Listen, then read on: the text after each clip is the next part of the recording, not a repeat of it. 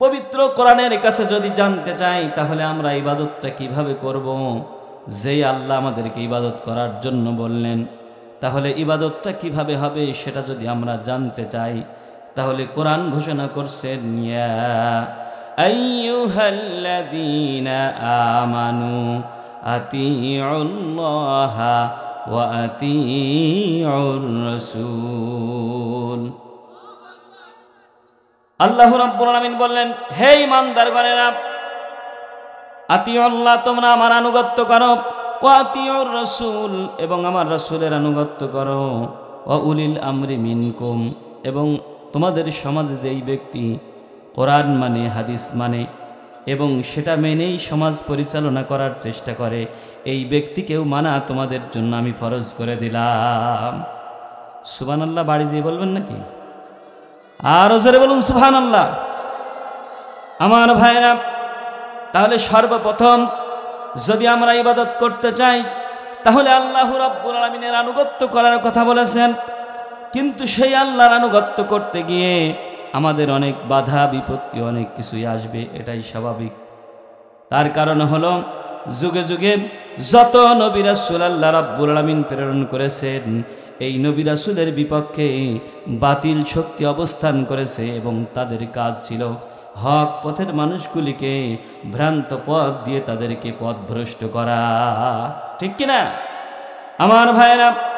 ঠিক তেমনি ভাবে আমরা যদি একটু লক্ষ্য করি, আল্লাহ রাব্বুল আলামিনের পবিত্র কোরআনের অফিরাউনা জিলাউতাদ সূরা ফজরের 10 নম্বর আয়াতে কারিমার তাফসীর পড়তে গিয়ে দেখতে পেলাম সেখানেই আল্লামা জালালউদ্দিন সুয়ুতী রহমতুল্লাহ আলাইহি পরিষ্কারভাবে একটি ঘটনা বর্ণনা করেছেন। আল্লাহর নবী হযরতে মুসা আলাইহিস সালামের জামানার ঘটনা। সেই সময় ফিরাউন মুসার বিরুদ্ধে ষড়যন্ত্র শুরু করেছিল, আর ওই সময় ফিরাউন যতই ষড়যন্ত্র করেছে আল্লাহ রাব্বুল আলামিনের দ্বীন প্রচারের কাজ কোনোভাবেই বাধা প্রদান করতে পারে নাই। পেরেছে কি? পারে নাই। আমার ভাইয়েরা, ফিরাউন ছিল তাগুত। তাগুত শক্তির কাজ হলো নিজে আল্লাহকে মানে না, অন্যকে আল্লাহকে মানতে দেয় না, এটাই হলো তার কাজ। ঠিক তেমনি ভাবে সে একই কাজে ব্যতিব্যস্ত হয়েছিল, সে কোনো মানুষকে আল্লাহকে মানতে দিত না। যারা মানত তাদেরকে অত্যাচার নির্যাতন নিপীড়ন করার জন্য ব্যতিব্যস্ত হয়ে যেত। ঠিক তারই ধারাবাহিকতায় কিন্তু আল্লাহ রাব্বুল আলামিন হলেন ওয়া মাকারু ওয়া মাকারাল্লাহ ওয়াল্লাহু খায়রুল মাকিরিন। ওই সমস্ত মানুষগুলি চক্রান্ত করবে, কিন্তু আল্লাহ রাব্বুল আলামিন কৌশল করবে, আর সেই কৌশলের মধ্য দিয়ে ওই সমস্ত ইমানদার মুমিন মুত্তাকিরাই বিজয় হয়ে যাবে, ঠিক কিনা? আল্লাহ রাব্বুল আলামিন কৌশল করেন। ফিরাউন আল্লাহকে মানতে দেয় না, নিজেও মানে না, অথচ তার ঘরে আল্লাহ মানার লোকজন তৈরি করেছে, ঠিক কিনা আমার ভাইরা? ফিরাউনের মেয়েকে তদারকি করার জন্য, লালন পালন করার জন্য, খেদমত করার জন্য একজন দাসী নিয়ে আসলো। সেই দাসীর নাম হলো মাসিতা। এই মাসিতা রাসূল সাল্লাল্লাহু আলাইহি ওয়াসাল্লাম পবিত্র কোরআন যে নিয়ে এসেছেন, এই কোরআনের তাফসীর পেশ করতে গিয়ে আল্লামা জালালউদ্দিন সুয়ুতী রহমতুল্লাহ আলাইহি বলেছেন, এই মাসিতা যখন আল্লাহকে মানার কারণে যখন ওই ফিরাউনের মেয়েকে খেদমত করতে যায়, করতে করতে এক সময় যখন মাথা আঁচড়াতে গিয়ে চিরুনিটা হাত থেকে পড়ে গেল, আর যাওয়ার সাথে সাথে ওই সময় চিরুনিটা তোলার জন্য ওই মাসিতা উচ্চারণ করলো বিসমিল্লাহির রহমানির রহিম।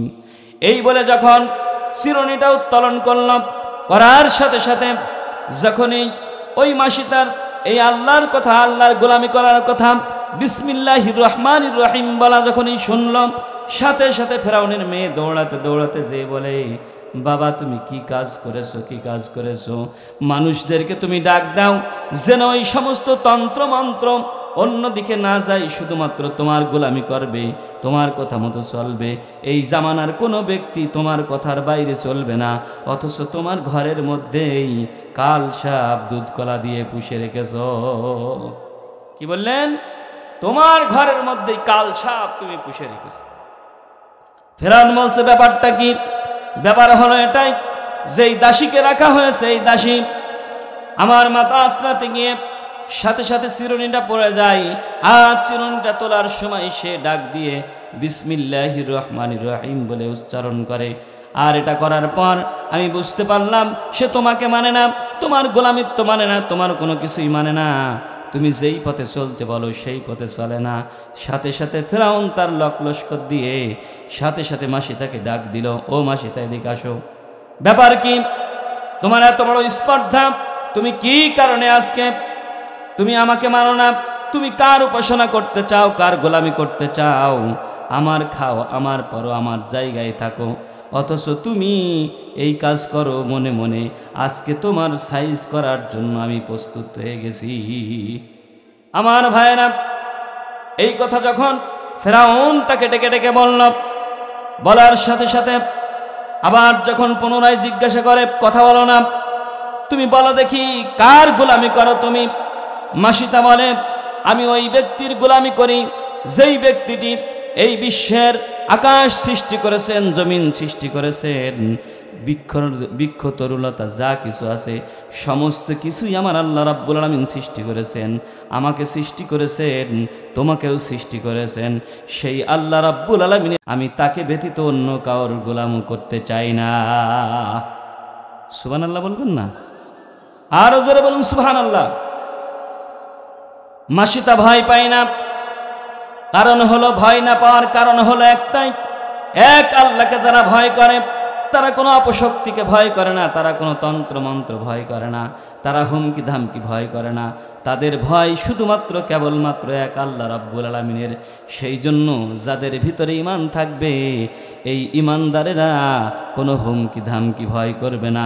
তাদের কাজ হবে আল্লাহ রাব্বুল আলামিনের পক্ষে থাকা, আল্লাহর হুকুম মানা। এটাই হবে ঈমানদারদের একমাত্র কাজ, ঠিক কিনা? আপনারা তো দেখেছেন যে ঈমানদারদের উপরে, বিশেষ করে আমাদের সমাজে যারা কোরআনের কথা বলে, কোরআনের হুকুম মানে, কোরআনকে বাস্তবায়ন করার জন্য, তারা কোরআনের আইনকে বাস্তবায়ন করার জন্য নির্লসভাবে কাজ করে, ওই সমস্ত ব্যক্তিদেরকে যেইভাবে অন্যায়ভাবে অত্যাচার নির্যাতন করা হয়েছে, তারা কখনোই মাথা নত করে নাই। করেছে কি? করে নাই। সম্মানিত ভাইরা, আমার নিজের দেখা কথা বলছে। দিন আনে দিন মজুর, কুনিয়া চাঁদপুর বাড়ি, দিন মজুর বেচারা। আমরা অল্পতেই সব ভুলে যাচ্ছি, সমস্যা হলো এই জায়গায়। পেঁপে ভাঙা কাজ করে বাগানে, রাত সন্ধ্যা পর্যন্ত, সকাল থেকে সন্ধ্যা পর্যন্ত ওই পেঁপের বস্তা ঘাড়ে করে পাওয়ার টিলারের উপরে তুলেছে, আবার নামিয়ে, আবার পেঁপে ভেঙে আবার ফের ওই গাড়িতে তুলেছে, গাড়ি বোঝাই করেছে। এই কাজ করার পর সন্ধ্যাবেলা তার ছোট ছোট দুইটা বাচ্চার সাথে করে খাওয়া দাওয়া শেষ করে নামাজ কালাম পড়ে বেচারা কেবল বিছানায় শুয়েছে আর কড়া নাড়ছে। কি ব্যাপার রফিকুল, তুমি কি আসো নাকি? বলে হ্যাঁ আসি। তোমাকে এখনই থানায় যেতে হবে। কারণটা কি? অপরাধ কি? অপরাধ কি সেটা বলা যাবে না। শেষ পর্যন্ত কারণ জানা গেল, কাটাল তরাল মোড়ে যে সেই ব্যক্তি বোম মারিয়েছে। কারাগারের ভিতরে যে দেখি, আমার দেখে জড়িয়ে ধরে হাউমাউ করে কাঁদছে, বলছে ভাই, আমার ছেলে মেয়ে, আমার আব্বা মুরব্বী মানুষ, আমার এই পরিবারে কেউ নেই, আমি ইনকাম করার একজনই মানুষ, অথচ আমাকে অন্যায়ভাবে এই কারাগারে নিয়ে এসে রাখা হয়। তার পরিবার থেকে বলা হলো যে আমরা মাননীয় সংসদ সদস্যের কাছে যাই, যে একটু সুপারিশ করি। সে বলছে আমি একমাত্র কেবলমাত্র আল্লাহ রাব্বুল আলামিনকে ভয় পাই, ঠিক কিনা? আমি কোনো ওই ধরনের লম্পটদের কাছে যে আমি মাথা নত করতে রাজি নাই। আমি কোনো অপরাধ করি নাই, আমি কোনো জিনা করিনি, আমি কোনো দুর্নীতি করিনি, আমি কোনো মানুষের সাথে খারাপ আচরণ করিনি। শুধুমাত্র এই কোরআনের আইন যেন বাস্তবায়ন হয়, এই লক্ষ্যে আমি কাজ করি। এর অঙ্গ সংগঠনের সাথে, এদের সাথে আমি মিশে থাকি, এটাই হলো আমার অপরাধ। আর এটাই যদি অপরাধ হয়ে থাকে, এর জন্য যদি আমার জেল নাই, আমার ফাঁসিও হয়, তবু আমি ফাঁসির কাষ্টে ঝুলতে রাজি আছি। ওই সমস্ত শয়তানদের কাছে আমি মাথা নত করতে রাজি নাই। অথচ আমরা এখন শুনতে পাচ্ছি অনেক বড় মাপের নেতা, তাদের নামে কোনো কেসও হয় নাই, কিছুই হয় নাই, এখনই আমাদের বিভিন্ন নেতাদের পাশে ধরে পড়ে থাকছে, ভাই বাঁচাও, ভাই বাঁচাও। তার মানে কি? আমরা ইমানি শক্তি আমাদের ছিল, আমরা এক আল্লাহকে ভয় পেয়েছি, আর তাদের ইমানি শক্তি নেই, তারা ভয় পায়, ওই সমস্ত দুনিয়াবি চিন্তা চেতনায় তাদেরকে বিভোর করে রেখেছে। এর থেকে আমাদেরকে সরে আসতে হবে, ঠিক কিনা? আমার ভাইয়েরা, মাসিতাকে যখন বলল, মাসিতা তাহলে তুমি কি আমার কথা রাখবা না, আমার কথা শুনবা না? তুমি যদি এই ধরনের কাজই করো তাহলে তোমাকে আমি কি করব জানো? মাসিদা বলে, যদি আমার জীবন চলে যায়, আমার জীবন চলে যাবে, তাতে আমার কোনো আপত্তি নাই। আমার জীবন চলে গেলেও আমি যে আল্লাহ রাব্বুল আমিনের গোলামি করব, সেই আল্লাহর হুকুম মানব, সেই আল্লাহকে ব্যতীত অন্য কারোর গোলামি আমি করতে রাজি নাই। এই কথা যখন বললেন, তাফসিরের মধ্যে এসেছে মাসিতার ছোট ছোট দুইটি সন্তান, একজনের বয়স 5 থেকে 6 বছর, আর একজনের বয়স হলো মাত্র 2 বছর থেকে 2.5 বছর। অথচ সেই সন্তানদেরকে ধরে নিয়ে আসা হলো এবং মাসিতাকে বলা হলো, মাসিতা এখনো সময় আছে, তোমার সন্তানদেরকে এমন অত্যাচার নির্যাতন করব, যেই নির্যাতন তুমি নিজে চোখে দেখতে পারবে, আর দেখার কারণেই তোমার কলিজা ফেটেও তুমি শেষ হয়ে যেতে পারো। এই কথা বলার সাথে সাথে মাসিতা আবার জোরে উচ্চস্বরে আবার আওয়াজ দিয়ে বলে, যতই আমাকে ভয় দেখাও না কেন, আমি যে আল্লাহর হুকুম মানার জন্য আমি দ্বারস্থ হয়েছি, যে আল্লাহ আমাকে সৃষ্টি করেছেন, সেই আল্লাহ ব্যতীত আমি আর কোনো ব্যক্তির গোলামি করতে রাজি নাই। এই না বলার সাথে সাথে ফেরাউন তার লস্করদেরকে বলে দিল, যাও যাও, আর দেরি করার দরকার নাই, এই যে কাজ শুরু করেছে এই মাসিতা তো ফিরে আসবে না, তাহলে মাসিতার সন্তানটার হাতটা বাঁধো, পাটা বাঁধো। এইভাবে হাত বাঁধা হলো, পা বাঁধা হলো। তারপরে একটি বড় ডেকসি নিয়ে আসা হলো, ডেকসির মধ্যে তেল দেওয়া হলো, উত্তপ্ত আগুনের উপরে রাখা হলো। টকবক টকবক করে যখন তেল ফুটে, তখন আবার মাসিতার কাছে জিজ্ঞাসা করে, ও মাসিতা, দেখো দেখো, এর ভিতরে তোমার কন্যাকে ফেলা হবে। যদি এখনো পর্যন্ত তুমি আমার পক্ষে না চলে আসো, তুমি যে আল্লাহকে মানো সেই আল্লাহকে বাদ দিয়ে আমাকে যদি তুমি খোদা হিসাবে না মানো, আমাকে যদি তুমি সমস্ত কিছুর মালিক হলাম আমি যা খুশি তাই করতে পারি, এই পক্ষে যদি তুমি না আসো, তাহলে তোমার সন্তানটাকে দুনিয়ার থেকে বিদায় করে দেব। এই না বলে বড় সন্তানটাকে তেলের ডেকসির ভিতরে ফেলে দিল। চিৎকার করে কাঁদে নাই, আল্লাহ রাব্বুল আমিনের আওয়াজ দিয়ে আল্লাহর হুকুম পালন করছে। আল্লাহু আকবার বলে মাসিতা চিৎকার দিল। ছেলে চিৎকার দেওয়ার সাথে সাথে ওই সন্তানের কলিজা ফেটে দুনিয়ার থেকে বিদায় নিয়ে নিল। এরপরে আবার বলে, ও মাসিতা, তোমার একটি সন্তান চলে গেল, এখনো ছোট্ট নাবালক শিশু সন্তান এটা আছে, যদি তুমি মনে করো এখনো ফিরে আসবার সুযোগ আছে।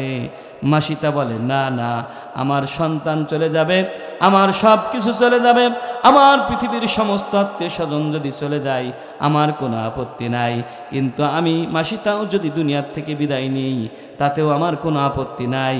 আমি চলে যাব, কিন্তু আমার আল্লাহ সন্তুষ্ট হয়ে যাবে। এই না চিন্তা করে আবার ছোট সন্তানটাকে কল থেকে নিয়ে নিল। মাসিতার ছোট্ট সন্তানটিকে যখন ফেলবে, মাসিতার চোখে পানি টলমল টলমল করছে। অশ্রুসিক্ত নয়নে সন্তানের দিকে যখন তাকালো, সন্তানের জবান আল্লাহ রাব্বুল আমিন খুলে দিয়ে বললেন, ও আমার মা, তোমার কাছে আমি বলি, তুমি কান্নাকাটি করবে না, দুঃখ পাবে না, কষ্ট নেবে না।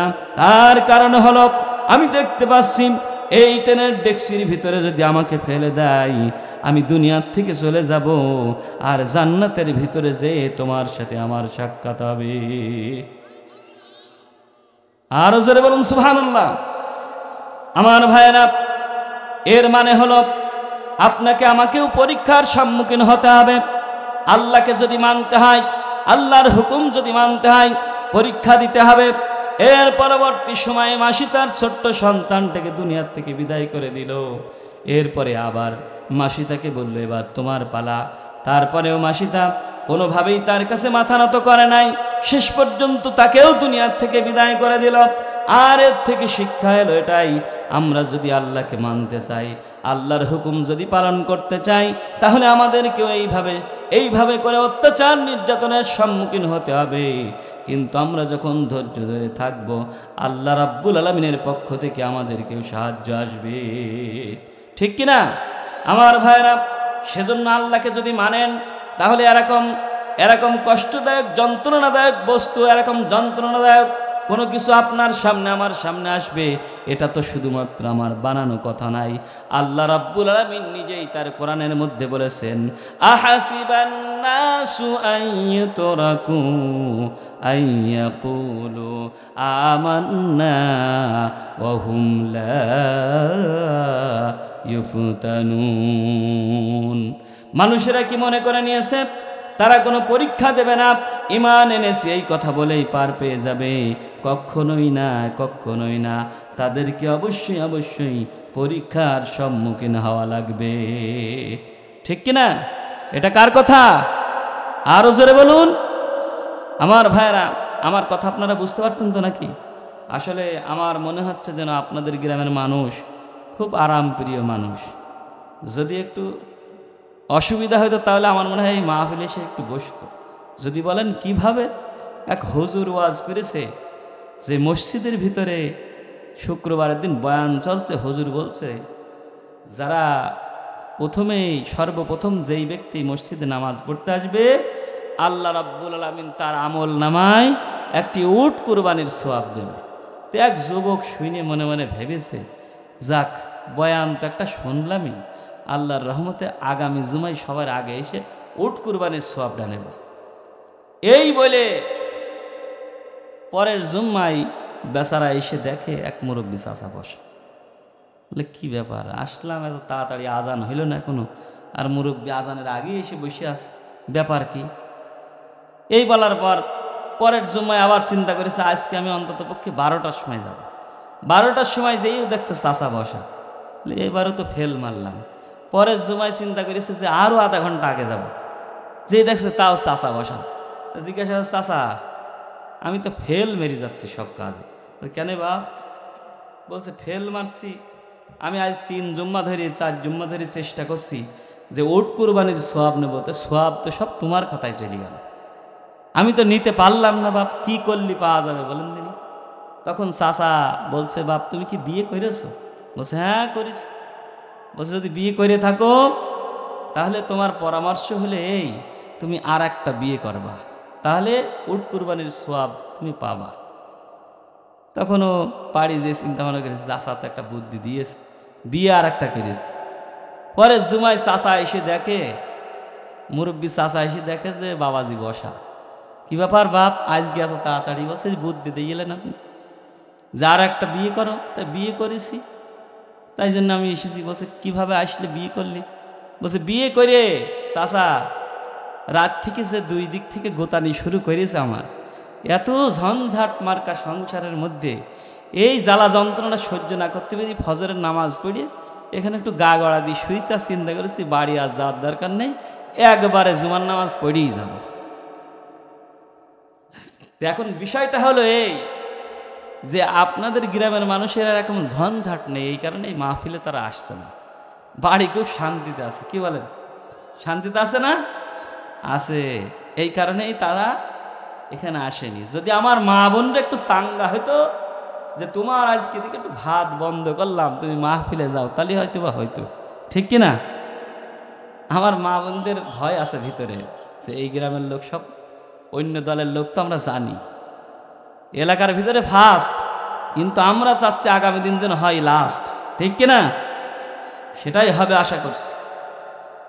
আল্লাহ রাব্বুল আলামিন সেটাই করবেন, তার পূর্বাভাস আমরা কিন্তু কিছু পাচ্ছি কিনা?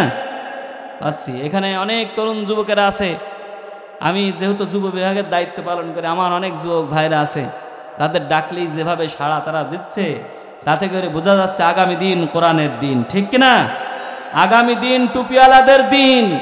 সমস্ত তন্ত্রমন্ত্র ভেদ করে এই বাংলার জমিনে কোরআনের রাজ কায়েম হবেই হবে ইনশাল্লাহ। ঠিক কিনা? ইতিমধ্যে আরও লোকজন বুঝে গেছে যে সরকার যেভাবে দেশটাকে চালাচ্ছে তাতে করে সবাই বলছে যে এ অন্যভাবে চালাচ্ছে, হয়তোবা রাজ কায়েম হওয়ার সম্ভাবনা খুব তাড়াতাড়ি, ঠিক কিনা? সেজন্য আমরা চাই, আমরা সকলেই তো চাই আল্লাহর জমিনে আল্লাহর দিন প্রতিষ্ঠা হোক। কি বলেন, চাই না? নাকি আপনারা চান না? আমরা সবাই চাই আল্লাহর জমিনে আল্লাহর দিন প্রতিষ্ঠা হোক। সেজন্য এই আল্লাহর জমিনে আল্লাহর দিন যদি প্রতিষ্ঠা করতে হয় তাহলে আল্লাহ রাব্বুল আলামিন যেভাবে আমাদেরকে বলেছেন সেইভাবে আমাদের চলা লাগবে। আমার ভাইরা, তাহলে প্রথম নাম্বার শুনলাম আল্লাহ রাব্বুল আলামিনের আনুগত্য যদি করতে হয় অনেক বাধা বিপত্তি আসবে, এরপরেও আমাকে সেই রাস্তায় থাকতে হবে। এরপরে যদি আবার আমি আপনি যদি রাসূলকে মানতে চাই, আতিউল্লাহ ওয়া আতিউর রাসূল, রাসূলকে যদি মানতে চাই তাহলে আমাদের কি কাজ করা লাগবে একটু জানা দরকার আছে না নাই? আমার ভাইরা, বিশ্বনবী মুহাম্মদুর রাসূলুল্লাহ সাল্লাল্লাহু আলাইহি ওয়াসাল্লাম যখন সাহাবীদেরকে নিয়ে বসতেন, যখন সাহাবীদেরকে ডেকে ডেকে বিভিন্ন কথাবার্তা বলতেন, এমত অবস্থায় হঠাৎ করে বিশ্বনবী মুহাম্মদুর রাসূলুল্লাহ সাল্লাল্লাহু আলাইহি ওয়াসাল্লাম তাবুক যুদ্ধের ডাক দিলেন। সাহাবীদেরকে ডাকলেন, ও সাহাবীরা তোমরা সব যুদ্ধের ময়দানে যাওয়া লাগবে। এই না বলে যখন যুদ্ধের ময়দানে যাওয়ার জন্য সাহাবীদেরকে ডাক দিলেন, ডেকে ডেকে যখন বোঝাচ্ছেন আর এইভাবে করে দিক নির্দেশনা দিচ্ছেন, দিক নির্দেশনা দেওয়ার কালে হঠাৎ করে কে জানি একজন ব্যক্তি এসে আল্লাহর নবীর সাহাবী হযরত হুযায়ফা রাদিয়াল্লাহু তাআলা আনহুর কাছে একটি ছোট্ট চিরকুট দিয়ে দিলেন। তার ভিতরে কি জানি লেখা ছিল। হঠাৎ করে বিশ্বনবীর চোখের আড়াল করার জন্য আল্লাহর নবীর সাহাবী সেই কাগজটাকে সেরে ফেললেন, লুকালেন। সাথে সাথে বিশ্বনবী মুহাম্মদ রাসূলুল্লাহ সাল্লাল্লাহু আলাইহি ওয়াসাল্লাম এটা দেখে ফেললেন। সাহাবীকে জিজ্ঞাসা করে, ও হুযায়ফা, বুঝলাম না একজন ব্যক্তি তোমার হাতে কি দিল আর তুমি এই কাগজটা লুকিয়ে রাখছো, কারণটা কি? কি এমন জিনিস তোমার কাছে দিল যেই লেখাটা, যেই জিনিসটা তুমি গোপন করে রাখার চেষ্টা করছো, একটু বলো দেখি। আল্লাহর নবীর সাহাবী হুযায়ফা রাদিয়াল্লাহু তাআলা আনহু বললেন, ইয়া রাসূলুল্লাহ, ইয়া হাবিবাল্লাহ, এই মাত্র যেই ব্যক্তিটি আমার কাছে একটি ছোট্ট চিরকুট দিয়ে গেছে, এই চিরকুটটা হলো আমি আপনার সাহাবী গতকাল বিবাহ করেছি আর বাসর ঘরে ঢুকবো এমন সময় আপনার ডাক এসেছে, যুদ্ধের ময়দানে যাওয়া লাগবে। আমি যাইতে পারি নাই, চলে এসেছি এখানে। আর সেখান থেকে আমার স্ত্রী আমার কাছে চিঠি লিখেছে যে, প্রাণের স্বামী, তোমার কাছে আমার একটা দাবি, তুমি যত কষ্টই হোক না কেন আমার সাথে দেখা না করে যুদ্ধের ময়দানে যাবা না। বিশ্বনবী এই কথা শোনার সাথে সাথে সাহাবীকে বললেন, ও সাহাবী, বুঝতে পেরেছি তোমার স্ত্রী তোমাকে ডাক দিয়েছে। আর আল্লাহর নবী হলেন রাহমাতুল লিল আলামিন, তিনি হলেন দয়ার সাগর, দয়াবান। রাসূলুল্লাহ সাল্লাল্লাহু আলাইহি ওয়াসাল্লাম হুযায়ফাকে বললেন, ও হুযায়ফা, আর দেরি করার দরকার নাই, তুমি যাও যাও তোমার নতুন বিবির সাথে তুমি দেখা করে আসো। আর যতক্ষণ পর্যন্ত তুমি আসবে না ততক্ষণ পর্যন্ত আমরা যুদ্ধের ময়দানে যাব না। আল্লাহর নবীর সাহাবী চলে গেলেন নতুন বিবির কাছে দেখা করতে। যে দেখা করতে গেলেন বাসর ঘরে ঢুকেন নাই, বাইরে থেকে সালাম দিচ্ছেন। আল্লাহর নবীর সাহাবীর বিবি বললেন, ও আমার স্বামী, তোমার সাথে আমি দেখা করার জন্য তোমার কাছে খবর দিয়েছি, এই কারণেই খবর দিয়েছি আমিও আল্লাহর নবীকে নবী হিসাবে মানি, আমি যথেষ্ট পরিমাণ তাকে মহব্বত করি, আমার আল্লাহর গোলামি করতে আমার পছন্দ হয়, আল্লাহর গোলামি করি, সুতরাং আমিও আল্লাহকে মানি, রাসূলকে মানি, তুমিও মানবে, আমার কোনো আপত্তি নাই, যুদ্ধের ময়দানে যাবে, আমার কোনো আপত্তি নাই। কিন্তু আমি তোমাকে খবর দিয়েছি এই কারণেই বাসর ঘর করতে পারলাম না, বিবাহ করলাম, তোমার চেহারাটা পর্যন্ত দেখতে পারলাম না। আমার দাবি হলো তোমার চেহারাটা দেখব, আর দেখার পর এখানেই শেষ নয়, কাল কিয়ামতের ময়দানে যখন তুমি এই কিয়ামতের ময়দানে শহীদ হিসেবে আল্লাহ রাব্বুল আলামিন তোমাকে তুলবে, সেই সময় আমি যেন তোমার সাথে একজন শহীদের স্ত্রী হিসাবে জান্নাতের অধিবাসী হতে পারি। আরো জোরে বলুন সুবহানাল্লাহ। আমার ভাইরা, তাহলে বললেন যে আমি যেন শহীদের স্ত্রী হয়ে কাল কিয়ামতের ময়দানে উঠতে পারি, এই কারণে খবরটা দিয়েছি। আল্লাহ নবীর সাহাবী হুযায়ফা রাদিয়াল্লাহু তাআলা আনহু বললেন, বুঝতে পারলাম তাহলে তুমি আমাকে দেখেছো। আমিও কথা দিলাম আল্লাহ রাব্বুল আলামিন যদি আমাকে জান্নাতি হিসেবে কবুল করে, শাহাদাতের মৃত্যু দান করে, কাল কিয়ামতের ময়দানে আমি হুযায়ফা তোমাকে ব্যতীত জান্নাতের মধ্যে প্রবেশ করব না। বলুন সুবহানাল্লাহ। আমার ভাইরা, খারাপ লাগছে নাকি? খারাপ তো লাগবে তাদের শয়তানের পদাঙ্ক করার অভ্যাস আছে যাদের, ঠিক কিনা? শয়তান শিকার চলছে, শয়তান শিকার চলছে না? নতুন একটা নাম দিয়েছে কি জানেন তো?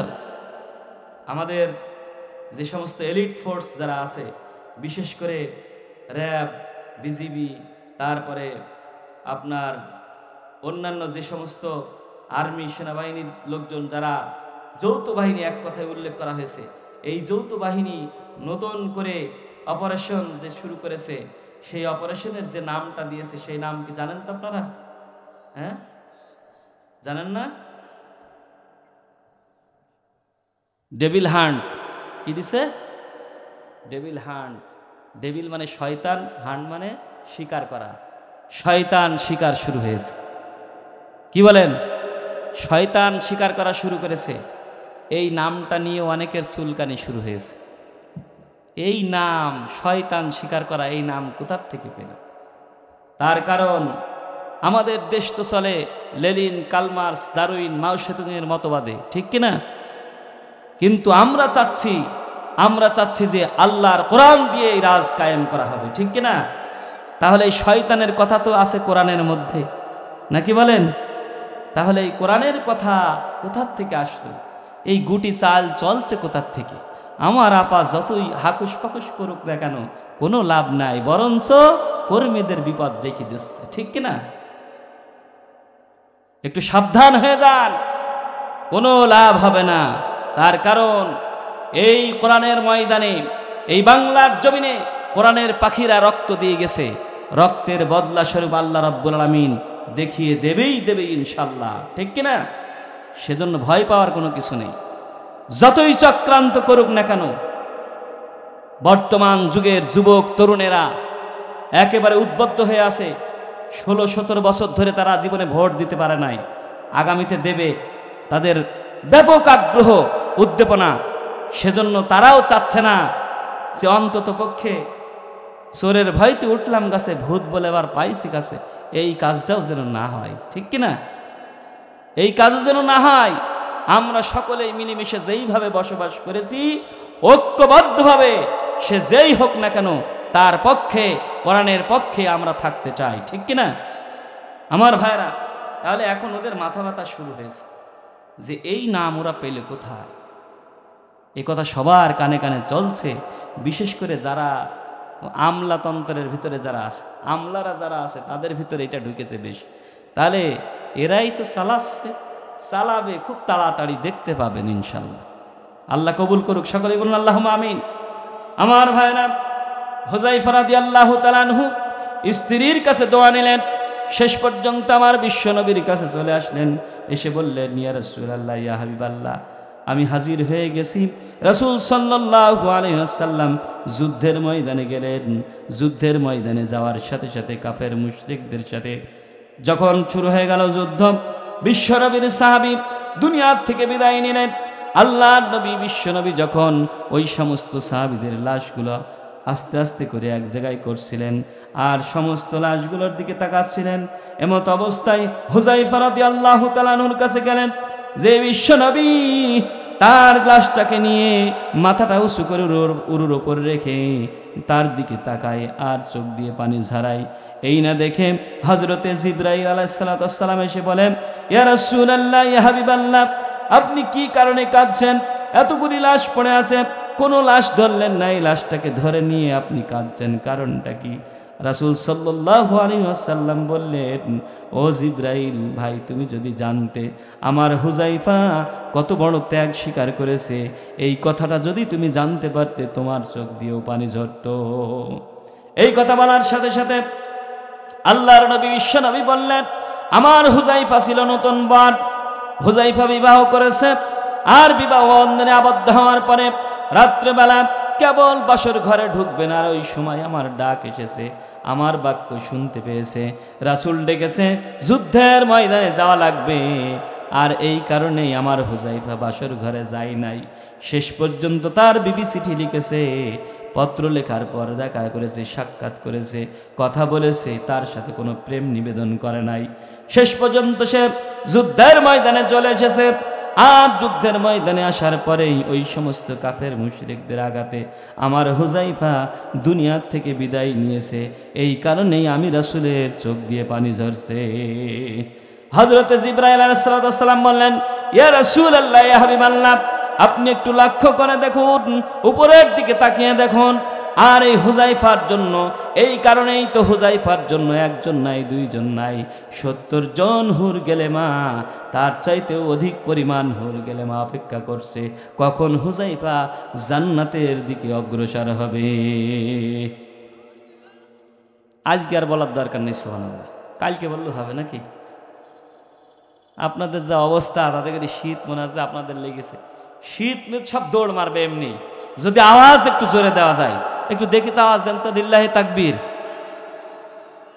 আপনারা যা জোরে আওয়াজ দিলেন, আমি যদি একটু বলতাম আমার মা বোনদের আওয়াজ দিতে, এর চাইতে জোর একটু বেশি হইতো না কম হইতো? তাহলে দেখেন, আপনারাই বলছেন বেশি হইতো, তাহলে কি আওয়াজ দিচ্ছেন? এই কারণেই তো সমস্যা। মা বোনদের আওয়াজ আর জোরে দেওয়া যাবে না। আগে যা দিয়েছেন, এখন আর দেওয়া যাবে না। প্রধানমন্ত্রী নেই, খুব জোর দখল করে ছিলেন, এখন ইন্ডিয়ায় গিয়েছেন, বেশি জোর করবেন ইন্ডিয়ায় পাঠিয়ে দেওয়া হবে, ঠিক কিনা? সেজন্য আমার মা বোনদের কথাবার্তা হবে নরম। তার কারণ হলো, আমরা চাই আল্লাহর কোরআন যেভাবে বলেছে সেইভাবেই চলবে। ওয়াকারনা ফি বুয়ুতিকুন্না ওয়ালা তাবাররুজনা তাবাররুজাল জাহিলিয়াতিল উলা। ওই সমস্ত আলখাল্লা অবস্থায় জাহিলি যুগের নারীদের মতন করে আমার মা বোনদের চলাফেরা বন্ধ করতে হবে, ঠিক কিনা? আমরা নামাজ পড়ি, রোজা রাখি, সবই করি। রোজা রাখার দিক থেকে অবশ্য আমার মা বোনরা কিন্তু একটু ফাস্ট আছে না? আছে। আমার মা বোনরা আবার একটু অন্যভাবে কথাও বলে বেশি। আমার শীতের ভিতরে এক বোন বলছে যে তার মেয়েকে শাসন করছে, যে কি ব্যাপার, সকাল 8টা বেজে যায়, তুমি এখনো ঘুম থেকে ওঠো না, তোমার এত বড় সাহস, ফজরের সময় তোমার ডাকি, নামাজ তুমি পড়ো না। আর পাশের বাড়ির এক ভাবি এসে বলছে, আন্টি, ছোট মানুষ, এই শীতের ভিতরে আমরাই উঠতে পারি না, আর আপনি ওকে এইভাবে বকাঝকা করছেন। আমি আজকে এত শীত পড়েছে, এই ফজরের নামাজ পড়তে গিয়ে কষ্ট মষ্ট করে আমি 8 রাকাত পড়েছি, আর বাকিটা পড়তে পারি। আর নামাজ কিসে পড়িয়েছে বলেন? অনেক মা বোন আছে লোকের দেখায় যে আমি এ করি তা করি, এরম দেখানোর লোক বেশি না কম? অবশ্যই এই গ্রামের লোক দেখায় না, দেখায়। আমার মা বোনদের উদ্দেশ্যে বলবো, আমার মা বোনেরা, অবশ্যই আপনারা বেশি কথা বলবেন না, কম কথা বলার চেষ্টা করবেন, আর পর্দাপুশিতার সাথে থাকবেন, নামাজ কালাম পড়বেন। বেশি কথা বললেই তখন ফাইসা কথার সম্ভাবনা বেশি হয়, ঠিক কিনা? সেজন্য ওর থেকে একটু বিরত থাকবেন। আল্লাহ তাআলা আমাদের সকলকে হেফাজত করুক। আমার ভাইরা, যেই কথা বলছিলাম এরপরেই হলো, সেজন্য বিশ্বনবীর সাহাবী হযরতে হুযায়ফা রাদিয়াল্লাহু তাআলা আনহু এমন ত্যাগ স্বীকার করেছেন, এমন কুরবানি করেছেন, আমাদের যুবকদেরও ঠিক এরকম কুরবানি করা লাগবে কি লাগবে না? লাগবে। সেজন্য আমাদেরকেও অপেক্ষা করতে হবে। আমরা হাম্মারেঙ্গা তাম্মারেঙ্গা এই সমস্ত লাভঝাপ দেওয়া আমাদের দরকার নেই। আমাদের দরকার হলো এক জায়গায় রাতের আধারে মহান রব্বুল আলামিনের কাছে ধর্ণা ধরতে হবে, ঠিক কিনা? কিন্তু আমাদের সমাজে ধর্ণা ধরার লোক কিন্তু নেতা কর্মীদের কাছে আছে না? আছে। অমুক নেতা, তার কাছে যে একটু দাঁড়াতে হবে। আমার বিআই নেতা, কিন্তু তার কাছে দাঁড়ায় না কিন্তু লোকজন, সেও তো কোরআনের পথেই থাকতে চায়, ঠিক কিনা?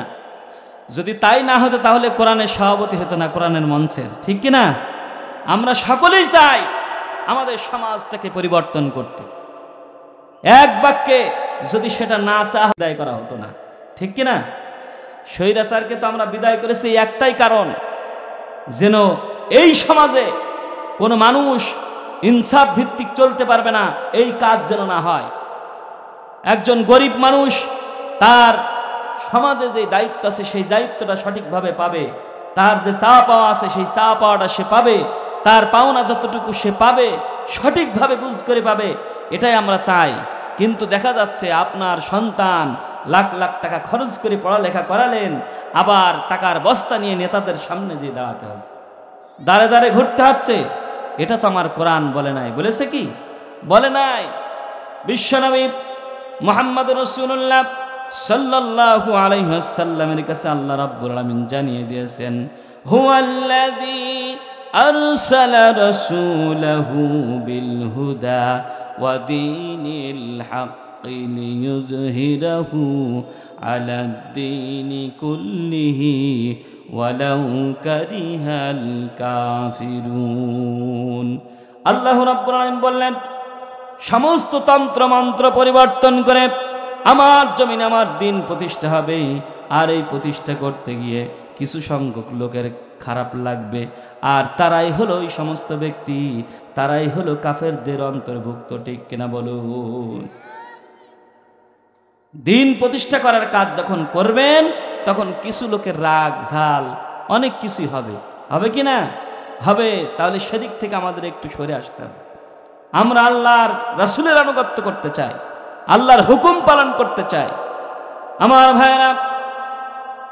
তাহলে সেই আল্লাহর রাসূলের আনুগত্য করার জন্য আপনার জীবন থেকে রক্ত ঝরতে পারে, আপনার কারাগারে যেতে হতে পারে, আপনার জীবন শেষ হয়ে যেতে পারে। এরপরেও আল্লাহর রাস্তা থেকে বিন্দু পরিমাণ সরে দাঁড়ানো যাবে না। আর যেই সমস্ত ভাইয়েরা এখনো পর্যন্ত আমার আপা চলে গেছে, অনেক দূরে গেছে, এখনো যারা মনের ভিতরে অনেক কিছুই মনে মনে ভাবছেন, তাদের উদ্দেশ্যে বলি আপনারা ফিরে আসুন। তার কারণ হলো ওই পথটা হলো খারাপ পথ, ওই পথটা হলো শয়তানের পথ। আপনারা জোর জখল জুলুম করে যেইভাবে মানুষদেরকে অত্যাচার করেছেন, এই অত্যাচারের কথা আল্লাহ রাব্বুল আলামিন বলেন নাই, জনগণও বলেন নাই। আল্লাহ রাব্বুল আলামিন তাদেরকে কাটাই কাটাই সাইজ করে ছাড়বে। আপনি আমি ফিরে আসি, এখনো সময় আছে। যারা এখনো পর্যন্ত এদিক সেদিক করে বেড়াচ্ছেন, আপনাদের কাছে অনুরোধ, আপনারা ফিরে আসেন। আল্লাহই বলেছেন, ইয়াগফির লাকুম যুনুবাকুম ওয়া ইউদখিলুকুম জান্নাতিন তাজরি মিন তাহতিহাল আনহার। যদি আপনি ক্ষমা চান, আমার আল্লাহ রাব্বুল আলামিন ক্ষমা করে দেবেন। ঠিক কি না? শুধু ক্ষমা করেই শেষ নয়, জান্নাতিন তাজরি মিন তাহতিহাল আনহার, এমন সুসজ্জিত জান্নাত উপহার দেবে যা তলদেশ দিয়ে নহর প্রবাহিত হয়। বলুন সুবহানাল্লাহ। তাহলে এই জান্নাত পাওয়ার আশা কাছে কার কার? একটু হাত তুলে দেখান তো। আমরা সকলেই জান্নাত পেতে চাই, ঠিক কিনা আমার ভাইরা? তাহলে এই জান্নাত যদি পেতে হয়, আমার যারা আত্মীয় স্বজন পাড়া প্রতিবেশী যারা আছে, তারাও কিন্তু আগুনে পড়তে চায় না। চাই কি? চাই না। এদের জন্য আল্লাহ রাব্বুল আলামিন বলেছেন, কু আনফুসিকুম আহলিকুম নারা, তুমি জাহান্নামের অগ্নিকাণ্ড থেকে বাঁচো এবং তোমার আহাল পরিবার পরিজনদেরকে আত্মীয় স্বজনদেরকে বাঁচাও। তাহলে আমার পাড়া প্রতিবেশী, আমার আত্মীয় স্বজন যারা আছে, অনেকেই এদিক সেদিক করে বেড়াচ্ছে, তাদের ভিতরে এখনো ভয় কাজ করছে, তাদের ভিতরে এখনো আপার টান রয়ে গেছে, তাদেরকে একটু বুঝ সুঝ দিয়ে হলেও আলা লাহুল খালক ওয়াল আমর, জমিন যার, আইন চলবে তার, এই কথাটা একটু তাদের ভিতরে ঢোকাতে হবে। আর তাদের বুঝ দিতে হবে, সমস্ত কিছু বাদ দিয়ে তোমরা তওবা তাহলিল পড়ে কোরআনের পথে চলে আসো। কেউ যদি মাফ না করে, মাফ করবেন কে? আরো জোরে বলুন। এর দৃষ্টান্ত কিন্তু আছে। বিশ্বনবী জনাবে মুহাম্মদ রাসূলুল্লাহ সাল্লাল্লাহু আলাইহি ওয়াসাল্লাম সাহাবীদেরকে ডাকলেন, ডেকে বললেন, ও সাহাবীরা রে, আমরা তো যুদ্ধের ময়দানে যাব, আর এই যুদ্ধের ময়দানে যাওয়ার কারণে আমাদের যেই সমস্ত পরিবার পরিজনেরা থাকবে, অনেক মেয়ে ছেলেরা থাকবে বাড়িতে, অনেক ছোট ছোট শিশুরা থাকবে, বৃদ্ধারা থাকবে, তাহলে এদের যদি তদারকি করতে হয়, দেখাশোনা করতে হয়, তাহলে আমাদের কিছু সাহাবী, তোমাদের কিছু অনুসারী এখানে থাকতে হবে। এই না বলার পরে বিশ্বনবী মুহাম্মদ রাসূলুল্লাহ সাল্লাল্লাহু আলাইহি ওয়াসাল্লাম সালাবা রাদিয়াল্লাহু তাআলা আনহুকে দায়িত্ব দিলেন, তোমার দায়িত্ব দিলাম সাঈদ ইবনে আব্দুর রহমানের বাড়িটা তুমি দেখাশোনা করবা। মুরব্বী সাহাবী সাঈদ ইবনে আব্দুর রহমানের স্ত্রী, নওজোয়ান মানুষ, সেই ব্যক্তিটাকে দেখাশোনা করার দায়িত্ব ওই মুরব্বী সাহাবীকে দিলেন। দেওয়ার পরে যখন বিশ্বনবী মুহাম্মদুর রাসূলুল্লাহ সাল্লাল্লাহু আলাইহি ওয়াসাল্লাম দলবল নিয়ে যুদ্ধের ময়দানে চলে গেলেন, যুদ্ধের ময়দানে চলে গেলেন। এদিক সাইদ ইবনে আব্দুর রহমানের স্ত্রীকে দেখাশোনা করার দায়িত্ব, তার পরিবার পরিজনদেরকে দেখাশোনা করার দায়িত্ব দিলেন সালাবা রাদিয়াল্লাহু তাআলা আনহু। তিনি বাজার ঘাট করে দেন, সব কিছু করেন, কিন্তু শয়তান হলো ইন্নাহু লাকুম আদুউম মুবিন, শয়তান হলো আমাদের প্রকাশ্য শত্রু। Muslim Times 24. Enjoy the Holy Quran.